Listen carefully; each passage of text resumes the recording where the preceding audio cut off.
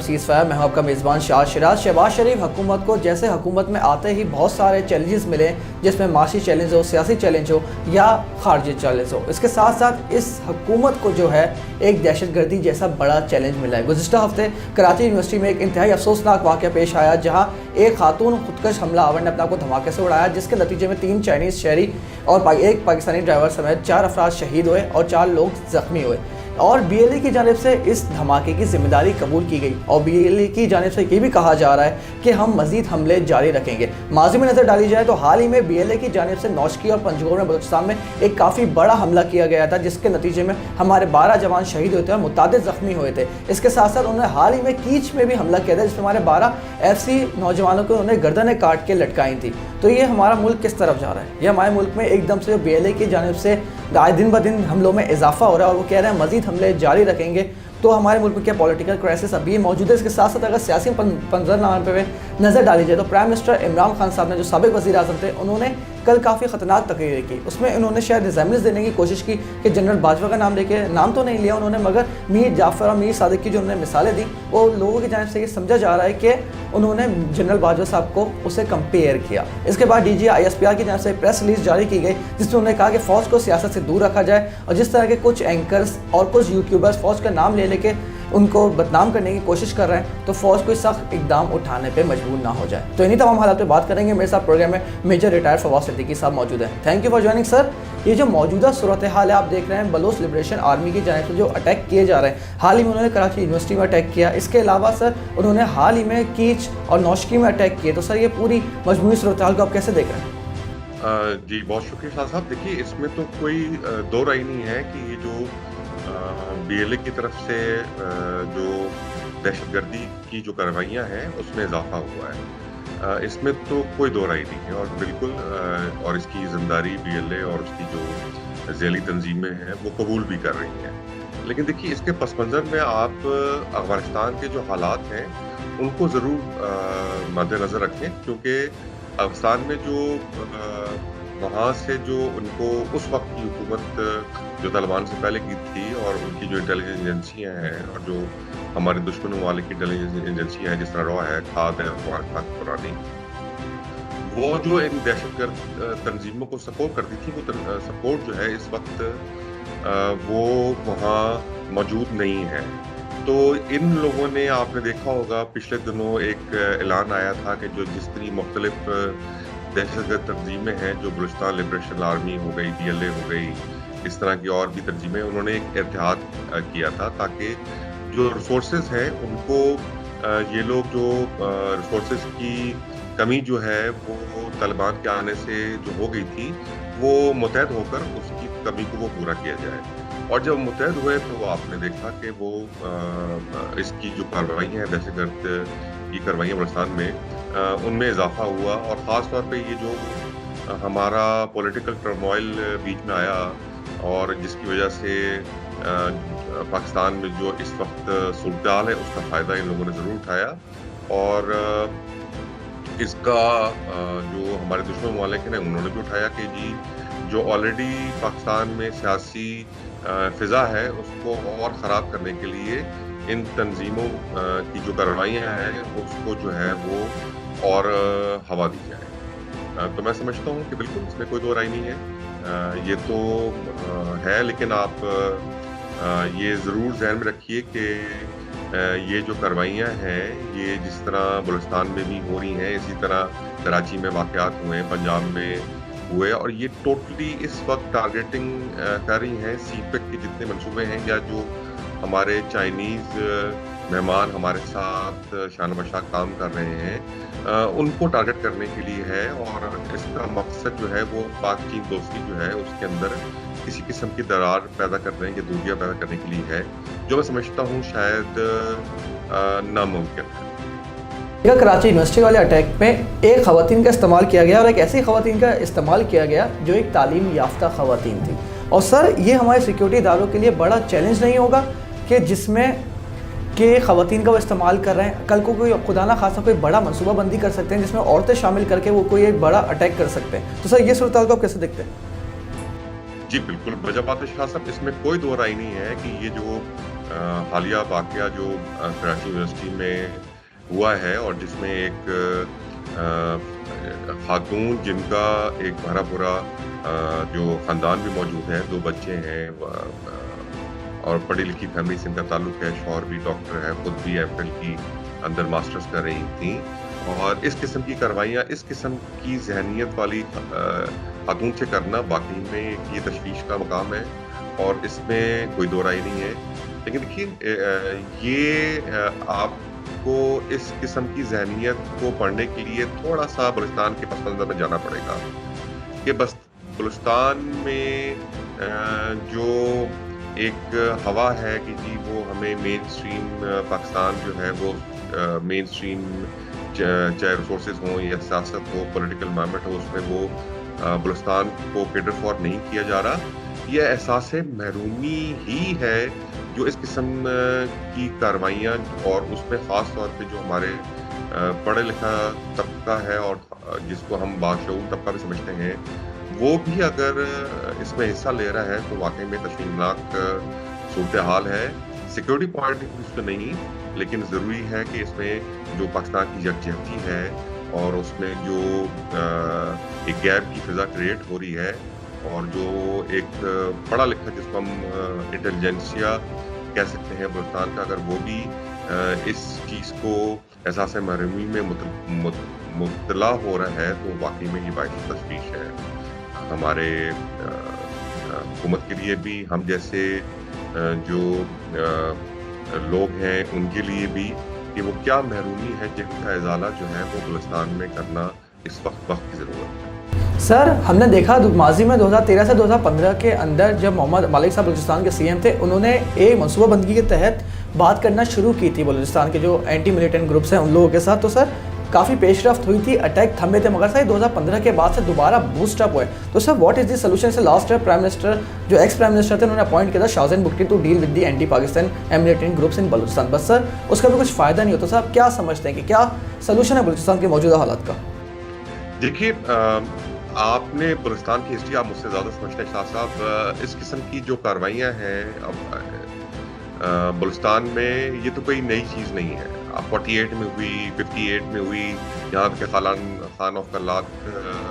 کو جو ہے گرفتار کیا گیا، اور اس کے بعد جتنے وہاں کے جو عمائدین تھے نواب ان کے ساتھ یہ سلوک جو ہے رکھا گیا۔ میں ہمیشہ کہتا رہا ہوں اور اب بھی کہوں گا کہ جی دیکھیے ملٹری انٹروینشن یا طاقت کے زور پہ کسی بھی گروہ کو یا کسی بھی جماعت کو ٹیبل پہ لے کر آنا یہ کوئی حل ہے، نہ ہی اس کے کوئی دور اثر نتائج جو ہیں وہ آ جاتے ہیں۔ ہمیشہ جب بھی آپ حل کی بات کر رہے ہیں بلوچستان میں تو وہ اس میں کوئی دو رائے نہیں ہے کہ یہ حل ہمیشہ سیاسی ہوگا، اور اس میں طاقت کا جو استعمال ہے وہ نہیں ہوگا تو شاید یہ پائیدار بھی ہوگا۔ تو اس میں کوئی دو رائے نہیں ہے کہ یہ جو ہمارے سیاسی اکابرین ہیں خاص طور پہ جو بلوچستان کے ہیں ان میں تمام قبائل کو یہ لے کے چلنا پڑے گا۔ آپ نے دیکھا پچھلے دنوں جو نواب کلات کے پوتے ہیں جو چھوٹے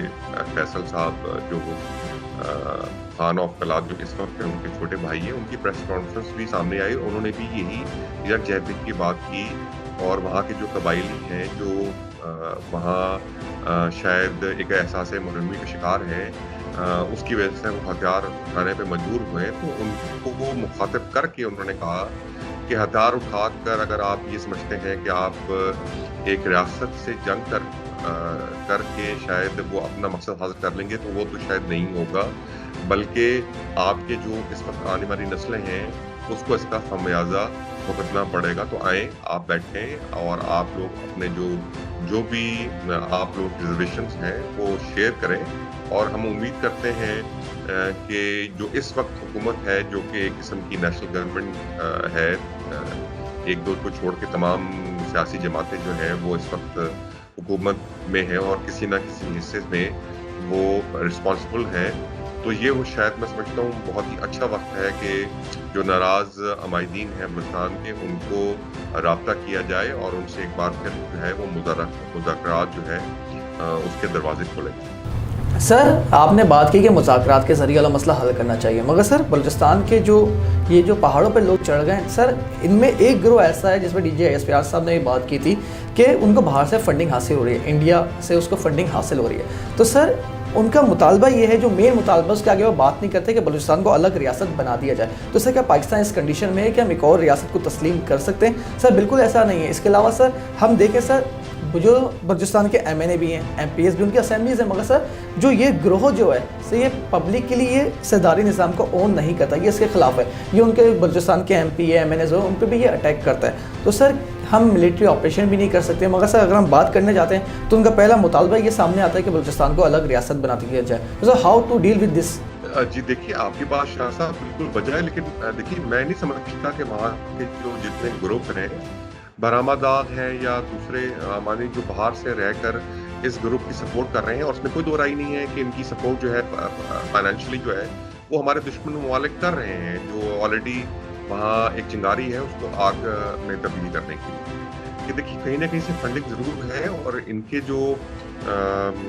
باہر جو لوگ ان کے بڑے بیٹھے ہیں، جس طرح میں نے آپ سے بات کی، سلیمان داؤد صاحب ہیں، خان وکلات ہیں، یا برآمدات بختی ہیں، یا اسی طرح دوسرے مینگل گروپ کے ساتھ جو باہر بیٹھے ہیں سویڈن میں یا ڈینمارک میں، اکوادر میں، UK میں، وہی تو اس کے کرتا دھرتا ہے، اس میں کوئی دو رائے نہیں ہے کہ یہ شاید کوئی آپ بولیں اگر ہیڈ لیس گروپس ہیں، یہاں کوئی بھی نہیں ہے، لیکن دیکھیے یہ جو آپ بات کر رہے تھے کہ جی جو علیحدہ پسند بات ہے، اس میں کوئی دو یہ نہیں ہے، ہمارے ہی بھائی ہیں۔ آپ دیکھیں مشرف صاحب کے زمانے میں ہم نے انہی لوگوں کو، جن کو ہم فراری بات کرتے ہیں، ان کو ہم نے آمادہ کیا، اور انہوں نے ہزاروں کی تعداد میں ان کے جو لوگ ہیں انہوں نے جو ہے وہ ہتھیار ڈالے اور وہ مین اسٹریم میں شامل ہوئے۔ اس میں کوئی دو رائے نہیں۔ دیکھیے میں سمجھتا ہوں 42% پاکستان کا ایک حصہ ہے، اتنا بڑا وہ پروونس ہے، لگ بھگ 62 to 70 لاکھ جو ایکچوئل بلوچ ہیں ان کی آبادی ہے، تو اس میں احساس مرمی کو دور کرنا کوئی اتنا بڑا مسئلہ نہیں ہونا چاہیے کسی بھی حکومت کے لیے، لیکن ول پاور کی بہت اور اشد ضرورت ہے۔ دیکھیے اس وقت جو ہمارے DG ISI ہیں، جب وہ IG IFC تھے بلوچستان میں، ان کے زمانے میں وہاں یہ جو ریکنسلیشن ہے اس کی بہت فروغ ملا، اوبیسلی وہ گورنمنٹ کی پشت پناہی اس کو حاصل تھی، اور یہ آپ جس طرح آپ نے دیکھا اس زمانے میں یہ اس قسم کی جو وارداتیں ہیں وہ بہت کم ہو گئی۔ جو ان کے جینوئن ایشوز ہیں اس کو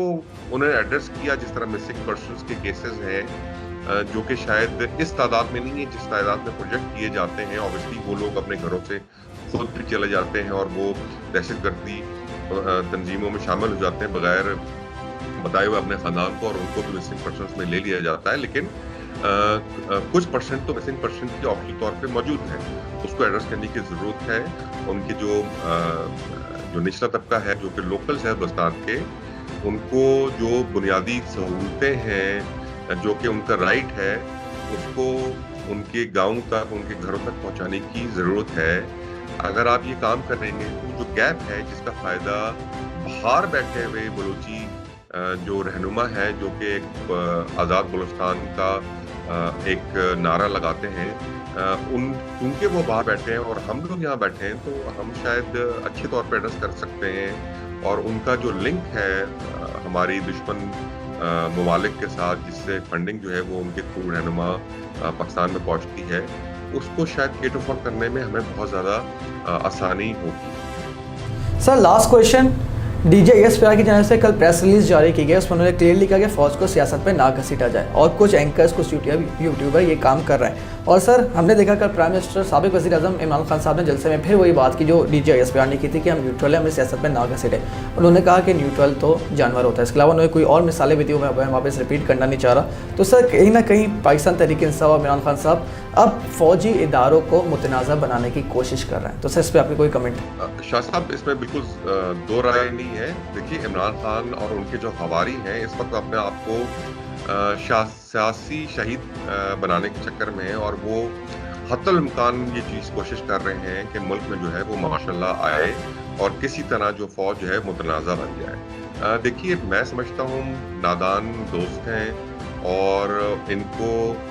شاید یہ آئیڈیا ہی نہیں ہے کہ وہ ملک کو اور پاکستان کے عوام کو کس نہج پہ لے کر جا رہے ہیں. یہ جو پولرائزیشن ہے وہ ملک کے لیے بھی اچھی ثابت نہیں ہوگی. دیکھیے نیوٹرل تو اس میں کوئی دو رائے نہیں ہے کہ افواج پاکستان نیوٹرل ہے ہی نہیں. میں ہمیشہ بات کرتا ہوں کہ افواج پاکستان تو پاکستان کے ساتھ ہیں. سب سے پہلے پاکستان کا نعرہ لگانے والے لوگ ہیں اور پاکستان کے انٹرسٹ میں جو بھی بن پڑا وہ ضرور کریں گے. اس میں کوئی دو رائے نہیں ہے. نیوٹرلٹی تو آپ بولیں اے پولیٹیکل ہے, اس میں کوئی دو رائے نہیں ہے. ان کا کوئی فیوریٹ نہیں ہے as far as political regime is concern. یہ پہلے بھی نہیں تھا, اب بھی نہیں ہے. عمران خان صاحب یہ چاہ رہے ہیں کہ کوئی آرمی کی طرف سے انٹروینشن ہو تاکہ ان کی جو گرتی ہوئی ساکھ ہے یا ان کو جو سبکی اٹھانی پڑی تھی نو کانفیڈنس کی, اس کا خمیازہ جو ہے یا اس کا وہ جو برڈن ہے وہ افواج پاکستان پہ ڈالیں. ان کے ساتھ میں نے آپ کے ساتھ اور اس طرح کے پچھلے پروگراموں میں پہلے بھی یہ بات کی تھی کہ جب انہوں نے DGI کے معاملے پہ ڈیلے کیا تو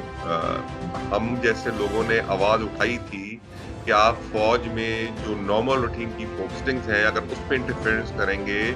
ناٹ انڈرسٹینڈنگ کانسیکوینسز کیا ہوں گے, تو شاید آپ لوگوں کو آئیڈیا ہی نہیں ہے کہ یہ انٹرفیئرنس جو ہے وہ کس حد تک بری مانی جاتی ہے حلقوں میں. اسی طرح جب آپ فوج کو ملائن کرتے ہیں جلوسوں میں جلسوں میں تو اس کو آپ بیسیکلی کیا کر رہے ہیں, آپ جو ہے وہ عوام کو فوج سے دور کر رہے ہیں. اور اسی دوری کا جو فائدہ ہے وہ ہمارے دشمن جو ہے وہ اٹھاتے ہیں. کہ دیکھیے جس طرح میں ہمیشہ بات کرتا ہوں کہ ہماری تاریخ اٹھا کے دیکھ لیں, پاکستان میں جو جنگ ہم جیتے ہیں وہ اسی وجہ سے جیتے ہیں کہ مسلح افواج اور عوام ایک پلیٹ فارم پر ایک ساتھ ہو کر انہوں نے دشمن کا مقابلہ کیا. اور جس جنگ میں عوام جو ہے وہ فوج سے اس کی دوریاں بڑھی, وہ جنگ ہم ہارے ہیں. تو اس میں کوئی دو رائے نہیں ہے کہ یہ جو کرنے جا رہے ہیں ان کو تو شاید ملکی مفاد کا کوئی پرواہ ہی نہیں ہے. یہ لوگ تو اپنی ساکھ کو بچانے کے لیے یا as point of no return پہ جا چکے ہیں کہ اب وہ فوج کو ملائن کر رہے ہیں اور کوئی بھی وہ جلسہ, کوئی بھی وہ چیز جو ہے وہ اس چیز میں جانے نہیں دیتے کہ وہ فوج کے اوپر نہ انگلی اٹھائیں. بیسیکلی تو وہ انگلیاں چھپا رہے ہیں جو اس وقت ان کے اوپر اٹھ رہی ہیں. جو ان کا کردار رہا ہے گورننس میں 3.5 سال آپ کے چینلز پہ اور اس طرح میں نے باقی جگہ پہ بھی میں ایز انڈیویجول بات کرتا رہا ہوں کہ شاید یہ 3 سالہ جو اور 3.25 سالہ جو انہوں نے گورننس کی ہے, یہ گورننس شاید ان کی اختتام کا ایز گورنمنٹ جو ہے وہ باعث بنے گی. اور وہ آپ دیکھیں اور کسی کا کوئی ہاتھ نہیں ہے, ان کی اپنی نااہلی ہے جو آج ان کو یہ دن دیکھنا پڑا. Thank you so much sir for joining. ناظرین دیکھتے ہیں ملک کی مجموعی سیاسی صورتحال کس طرف جاتی ہے. ملک میں دہشت گردی کا خطرہ موجود ہے. اس کے علاوہ پرائم منسٹر سابق وزیر اعظم عمران خان صاحب نے بھی آخری ہفتے میں مئی کے لانگ مارچ کا اعلان کر دیا ہے.